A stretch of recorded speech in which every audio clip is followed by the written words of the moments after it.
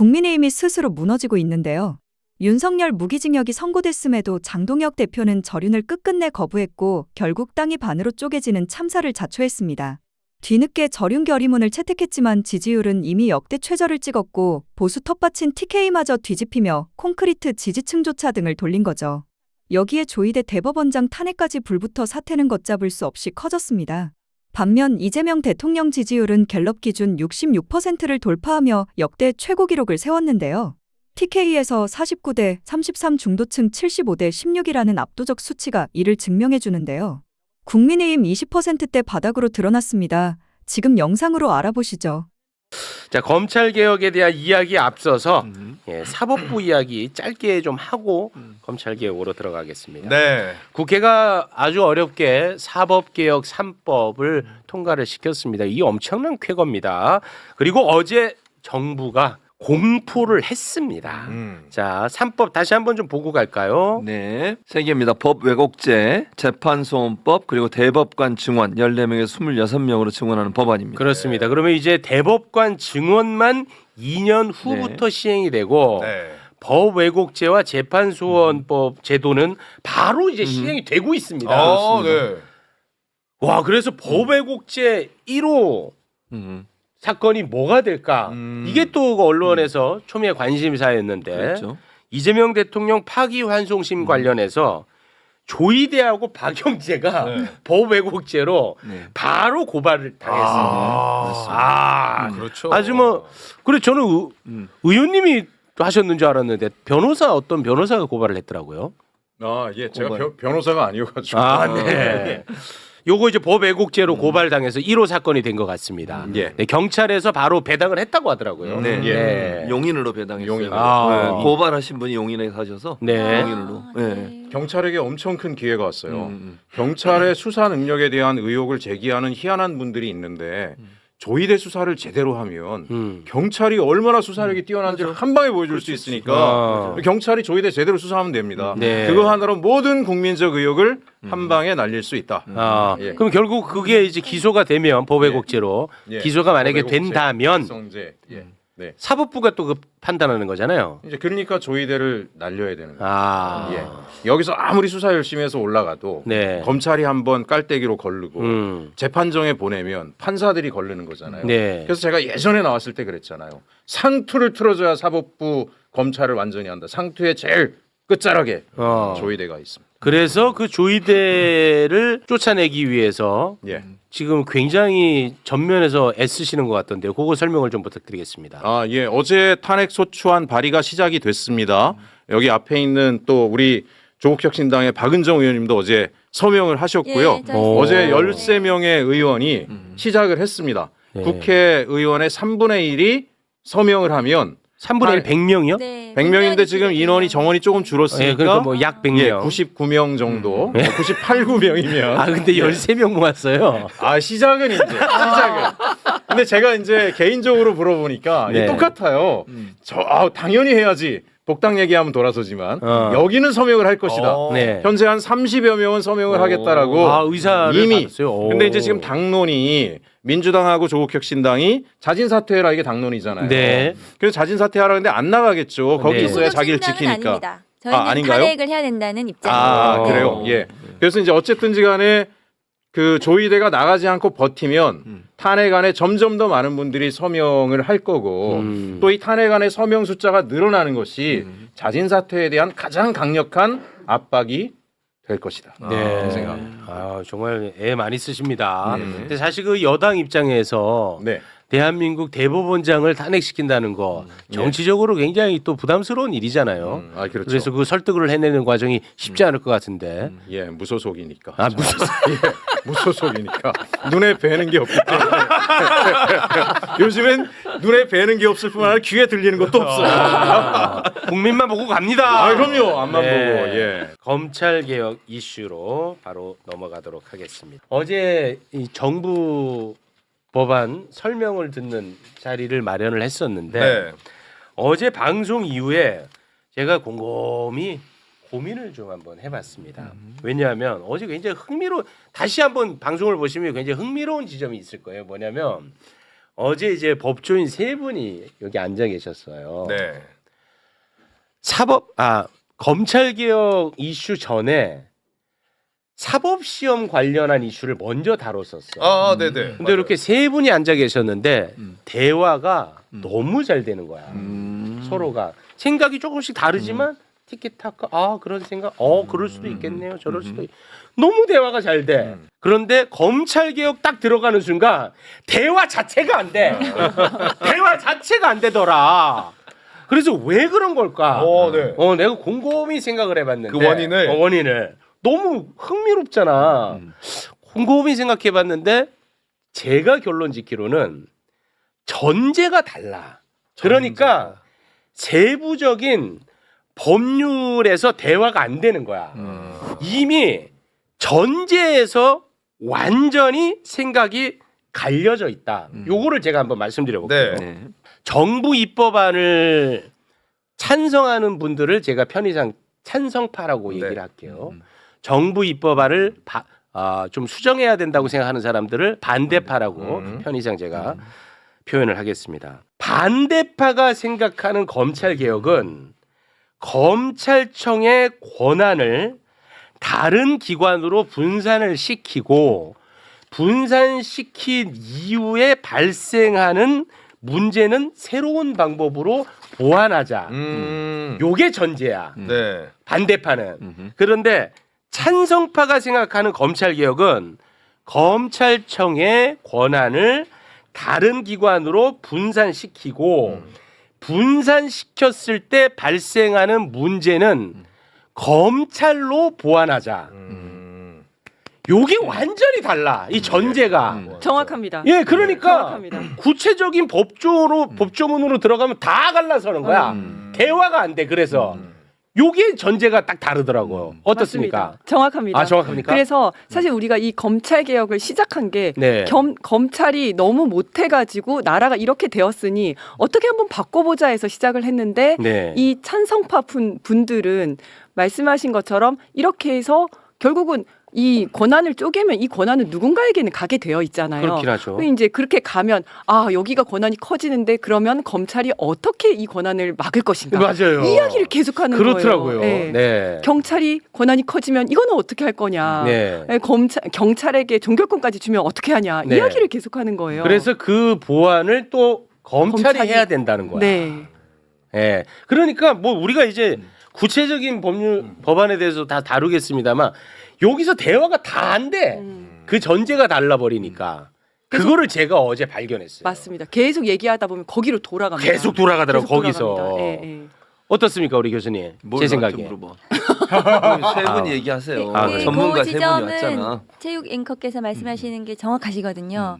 그런데 그렇게 가면 안 되는 거잖아요. 왜냐하면 우리가 검찰권 남용 때문에 검찰 개혁을 하는 것이고 네. 검찰 개혁의 가장 기본적인 원칙은 수사와 기소를 완전히 분리하는 것. 네. 그리고 그에 따라서 물론 형사 사법 체계가 지금 바뀌기 때문에 장점도 있고 단점도 뭐 있습니다. 그렇겠죠. 네. 그 단점에 대해서 그럼 그 단점을 어떻게 보완해서 국민의 피해를 최소화하면서 인권을 보장하고 범죄 피해자를 보호할 것인가 이런 제도적인 장치를 마련해야 하는데 지금도 있지만 그런데 그것을 마련하지 않고 다시 검찰에서 그것을 보완해야 된다. 이 사고는 계속 되돌이표가 될 수밖에 그러니까요. 없는 예. 것 같습니다. 맞습니다. 그래서 우리가 검찰 개혁을 어떻게 하면 성공시킬 것이냐 했을 때 뭐라고 질문을 해야 되냐면 앵커님이 늘 하는 얘기인데 그러면 그렇게 하면 박상용 검사가 박상용이. 안 나올 것인가? 그렇죠. 이걸 물어봐야 되는데 네. 항상 찬성파에서는 이렇게 하면 경찰은 누가 통제할 것인가? 그렇죠. 이야기를 하는 그러면 거죠. 그건 또 검찰이 또 통제해야 된다. 그렇게 가는 이게 겁니다. 계속 반복되더라고. 네. 이게 이제 국민적 시각에서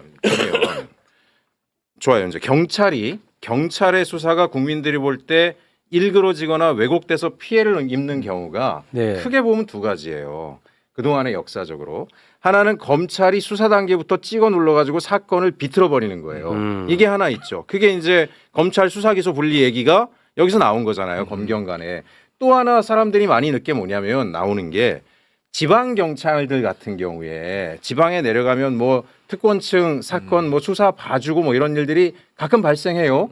그런 경우는 사실 보면 좀 다른 게 지방 경찰 가게 되면요. 그 지역에 태어난 친구들 경찰들 초중고를 거기서 다니고 네네. 보면 그 지역에 뭐 건달 양아치하고도 다 동창이고 동문이고 몇십 년 살다 보면 친해져 가지고 수사가 비틀리는 경우들이 가끔 나와요. 네. 그 보면 제가 어느 중소도시를 보니까 그 지역에서 태어나서 초중고 다녀가지고 현지에서 15년째 수사관 하고 있는 사람들이 막 수십 명이 있는 경우도 있어요. 이런 경우는 인사 이동을 통해서도 얼마든지 해결할 수 있는 거예요. 자기 태어나서 친소 관계가 많은 곳에서는 근무를 제한하거나 하는 걸로도 얼마든지. 네. 그러면 그분들이 시민들이 어떻게 하는지 아세요? 그러면 수사 제대로 받으려면 도경에다가 수사 의뢰하면 된다 이렇게 얘기를 해요.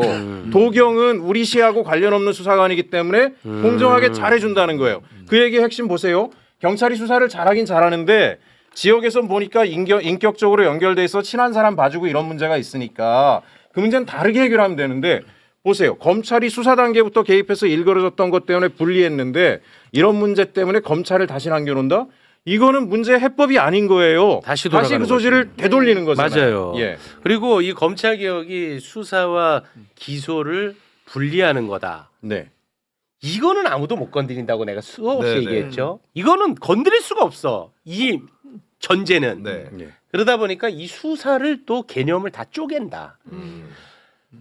수사 개시권, 수사 종결권, 보안 수사권으로 또 쪼갭니다. 그래서 수사 개시권만 다른 기관에 주고 수사 종결권, 보안 수사권을 또 쪼개갖고 요거는 또 다시 검찰이 줘야 된다는 거야. 야, 이러니까 계속 반복 대화가 안 돼. 맞습니다. 최고치를 갱신을 했어요. 또 지난주 갤럽 조사 우리가 최고치 찍었다라고 얘기했죠. 네. 예전에 초기에 그렇게 나온 적이 있었어. 맞아요. 근데 이번엔 전인 미답에 최초로 최고치를 찍었다. 윤석열 대통령 지지율 갤럽 기준 66%를 찍었습니다. 자, 여기 그래프를 쭉 보시면은 네. 다른 데는 거기 갤럽 나온 거 보면 9월부터 나와 있거든요. 그래서 저는 이어 붙였어요. 맨 처음부터. 네. 맨 처음에 64로 시작을 해서 65까지 찍었다가 네. 한때 그때 뭐 사면 이슈 뭐 이런 걸 해가지고 떨어졌었어요. 그랬다가 다시 이렇게 점점 조금씩 계단식으로 올라가다가 드디어 66까지 찍었다. 어제 몇 찍었다? 65. 어제 어제? MBS 몰라요. 67. 그것도 최고치였거든요. 근데 전에 67이 있었을 거야 아마. 그래요? 근데 아마 지금 계속 새로운 최고치를 찍어가고 있는 그런 상황이라서 역시 대한민국 국민들도 아무리 본인들 이 정치적 이념이 달라도 저렇게 무대뽀로 일하는 사람한테는 감당이 방법 안 돼. 없구나. 맞아요. 진짜 특히 그 국민들에게 체감하는 생활 물가 있잖아요. 이번에 이 이란 전쟁 이런 것 때문에 또 기름가 엄청 올라서 저도 주의할 때 너무 힘들었는데 네. 이런 것들 바로바로 빠르게 시정이 되니까 이게 가능해? 그렇습니다. 지금 제가 이재명 대통령이 아니고 윤석열 대통령이라고 그랬는 모양이군요. 네? 죄송합니다. 아닌데? 무슨 윤 어게인? 지금 댓글창에 제가 그렇게 얘기를 했다고 그래가지고. 윤 어게인 지금 인지를 하시는 무슨 일이냐고요. 마음속의 대통령은 윤이야 아직도? 그러니까 우리는 명 어게인인데 댓글창에 거리두기? 요즘 하도 검찰 개혁으로 시끄러워서 차라리 나를 욕하라고. 내 나를 몸 하나 욕하라고. 불살라. 네, 그렇게 했어요. 무의식 중에 네. 그렇게 나왔나 봐요. 그렇습니다. 자, 윤석열이란다. 어머나. 이재명 진짜 왜 대통령이 그래요? 최고치를 네. 갱신을 네. 했다. 알았어. 미안해. 뭔 또 커밍아웃이야, 내가 또. 나 참. 커밍아웃까지는 아니야. 얼굴 빨개지. 진짜 웬일이야. 내가 왜 그랬지? 네. 죄송합니다. 무슨. 네. 그렇습니다. 이 대통령 높은 지지율이 예. 이 민주주의자들의 다 기쁨이긴 하지만 또 혼자서 이렇게 눈물 적실 사람들이 많이 있어요. 어떤 사람들이냐면 그냥 그 언론의 말도 못한 그 악마화 때문에 실체를 모르고 그러지 않을 만한 사람인데도 이유 없이 나쁘게 여기던 그 많은 사람들 그것 때문에 속이 터지던 사람들 굉장히 많았거든. 네. 이렇게 잘못 알려질 수 있는가. 근데 이게 제대로 지금 보여지는 중이니까 네. 혼자서 그냥 가슴을 이렇게 부여잡고 있을 많은 사람들 이 기억에 떠올라요. 안도하고 네. 그럼 너무 그렇습니다. 기뻐하는. 기쁘고. 네. 우리 김경훈 님이 한동훈 왈. 만약에 윤석열이 개헌만 안 했어도 지금쯤 67% 찍었을 것이다. 진짜 이게 뭐 패러디인지 알아? 몰라요. 그 저기 코스피 6천? 진짜 저 그거 기사 보고 진짜 또라이 아닌가 이 사람은. 너무 화가 나더라고요 진짜. 제정신이 아닌 것 같아요. 전까지 또라이를 언급했네 제가. 개엄 전까지 윤석열 지지율이 계속 22, 3 이러고 있었거든. 예. 그래서 조금만 지나면 10%로 떨어지는데 그 직전에 개엄을 해버렸어. 한 번이니까 19 한번 찍었었을 맞아, 거예요. 19 찍은 적도 그러다가 있고. 24 간당간당 이렇게 하다가 전 세계 지도자 중에 꼴찌냐 꼴찌에서 그 위냐 그거 갖고 다투다가 맞아. 계엄을 일으켰었죠. 자 대통령 지지율을 이렇게 보면은요 모든 지역에서 압도적인 지지를 받았고 심지어 TK 대구 경북에서도 네. 49대 33 밑에 보는 건 지난주 거예요 형님. 그리고 모든 연령층에서도 압도적인 지지 심지어 젊은이들 29세 이하에서도 49대 26. 더 놀라운 건 70대 이상에선 젊은이층보다 더 지지율이 훨씬 높아요. 56대 28로 정확히 더블 스코어가 나왔어요. 우와 TK가 49%가 지지한다는 거예요? 야, 49대 33. 우와. 이건 뭐 이럴 천지개벽할 일이죠. 저 믿을 수가 없는데? 그렇게 나와요 지금. 와. 그리고 거기 놀라운 건 젊은 층이 비토 감정이 좀 심하잖아요 민주당에 대해서. 맞아요. 그럼에도 불구하고 그래도 젊은 애들이 제일 적게 지지를 해요. 70대 어르신들도 56인데 애들은 49 이렇게 돼 있다 말씀드리고 저는 여기 대통령 지지에서 그 주목을 했던 게 성향별입니다. 성향별로 한번 보여주시면은요 진보는 뭐 당연히 88대 8. 8은 뭐야? 아무튼 중도 보세요. 우와 압도적이다. 진보하고 차이가 거의 안 난다고 저는 보거든요. 75대 16으로 압도적으로 일반적인 그 크게 고관여층이 아닌 사람들도 대통령을 저렇게 압도적으로 지지하는 모습. 맞습니다. 예, 제가 보면서 다 뿌듯하다라고 제 느꼈습니다. 주변도 진짜 약간 이재명 대통령 칭찬을 안 하는 사람을 찾아볼 수가 없어요. 그렇죠. 정치적인 그렇습니다. 성향을 떠나서. 근데 하나 우리 항상 얘기하죠. 선거해 보면 왜 이렇게 나오느냐. 보면 지난주까지요. 보수라고 답한 사람들이 더 많았어요. 항상 많았어. 항상 엄청나게 더 많았어. 네. 지난주까지만 해도 많이 줄었는데도 비슷비슷하고 조금 많았거든요. 이번 주에는요. 보수라고 응답한 사람이 236명, 네. 진보가 273명이에요. 더 많아. 창피해서 응답을 안 하는 거라고 좀 봐요. 그거죠. 보수가. 네. 그렇기 때문에 막상 이제 선거해 보면은 기억해야 됩니다. 저분들 창피해서 답을 안 할 뿐 투표하러 나와서 국민의힘 찍는다. 기권하세요. 그 국민의힘 찍을 거면. 그걸 우리가 많이 노력을 해야 되는 거죠. 생각을 바꾸긴 쉽지 않지만 투표 포기하게 할 수는 있는 거거든요. 이렇게 열심히 하는데 맞아. 야, 저 발목 잡는 놈들 너들은 좀 더 정신 차려. 이 생각이 들게 좀 우리가 그 대통령이 하는 거 열심히 지지하고 홍보하고 맞아요. 해야 되겠다. 그 생각이 듭니다. 자, 놀라운 건 정당 지지율도 최고치를 갱신을 내버렸어요. 그래요? 그래프 한번 보여주세요. 저게 대통령이 확 벌어지는 게 대통령 취임 직후예요. 46이었었죠. 그 이후로도 46 이상 올라간 적 없어요. 오늘 40. 7을 찍어버린 거예요. 그러니까 그 이 정부에서 없었던 지지율이에요. 민주당에. 47까지 찍어버렸다. 그리고 다시 한번 보여주세요. 국힘 지지율 봐요. 몇 나왔어요? 20. 20이죠. 거의 최저치로. 바닥이네. 네. 근데 장도경은 근데 22, 21, 20 요걸로 봐야 돼요. 탄탄하다라고 생각해야 돼요. 그렇네요. 네, 유지되고 있다. 아무튼 뭐 당연히 민주당도 역시 연령별로도 다 모든 층에서 압도를 합니다. 그리고 무당층에서도 압도적으로 민주당을 지지를 한다. 네. 근데 이건 정말 그 표 한번 보여주시면은요. 무당층 보세요. 네. 굉장히 높아요. 저거는 국힘 지지층이 더 많을 거라고 생각합니다. 항상 우리는 보수적으로 그럼요. 생각해야 되거든요.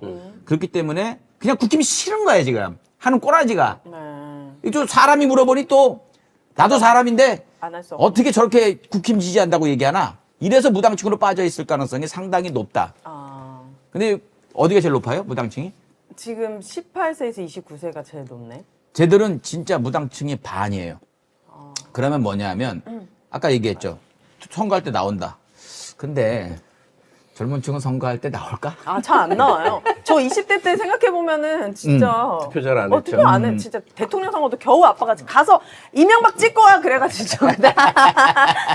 네, 그랬었던 예. 근데 흑역사가 있습니다. 네. 젊은 층들에게 하지만 항상 우리가 생각해야 되는 건 40% 정도의 정상적인 생각을 가진 소중한 우리 젊은이들이 있다는 걸 잊어서는 안 돼요. 그들을 정말 소중히 아껴야 된다라는 생각. 물론 저 같은 사람 수준에서 이 극우화가 돼버린 젊은이의 생각을 바꿀 자신 없습니다. 불가능하고. 전 같이 승질이 나거든요. 건들면.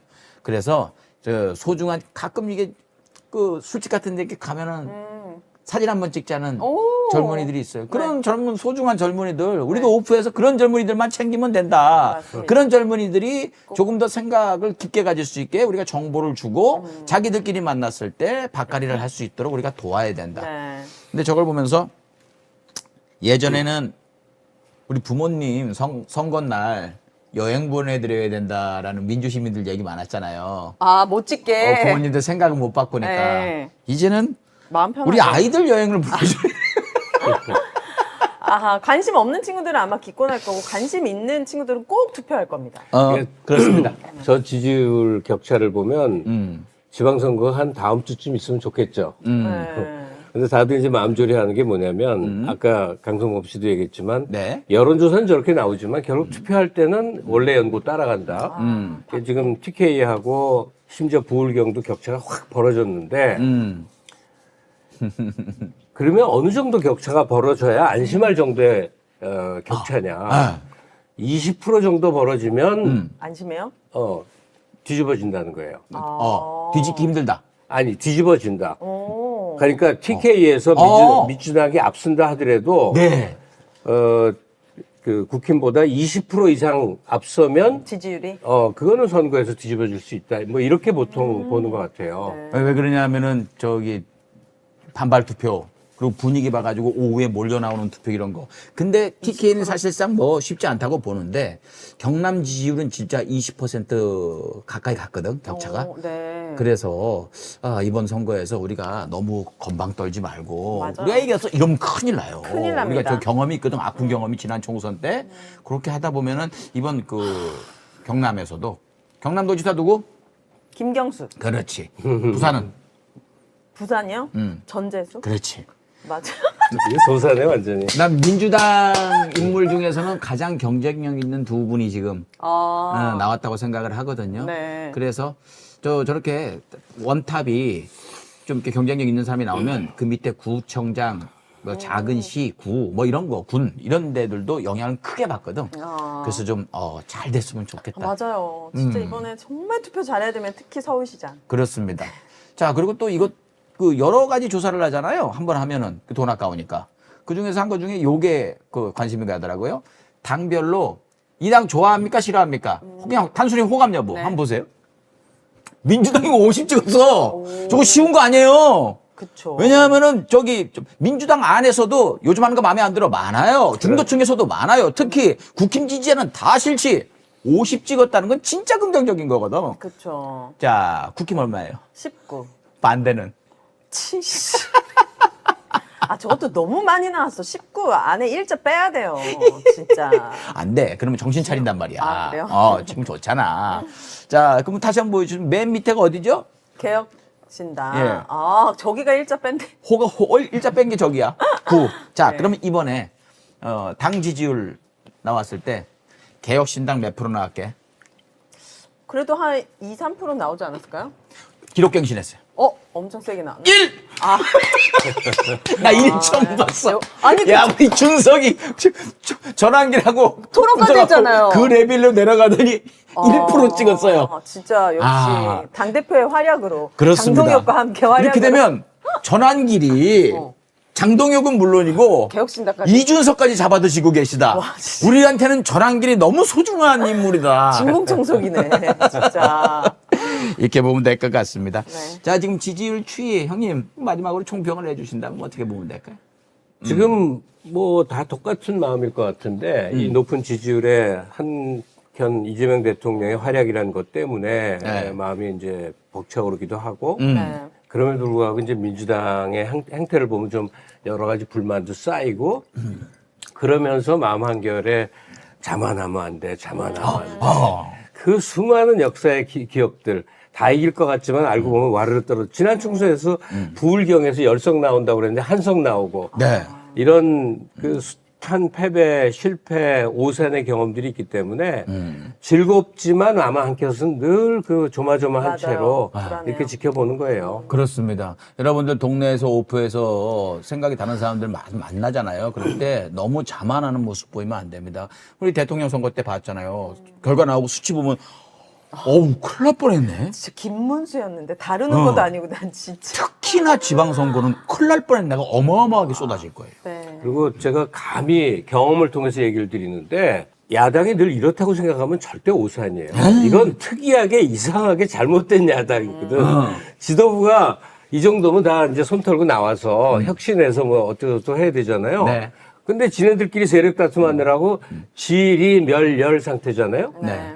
이게 언제나 이렇질 않아. 그리고 또 이번 6월 전에 이상한 또 급변 사태가 있을 수 있어요. 뭐 정신 차릴 수도 있거든요. 그렇습니다. 네.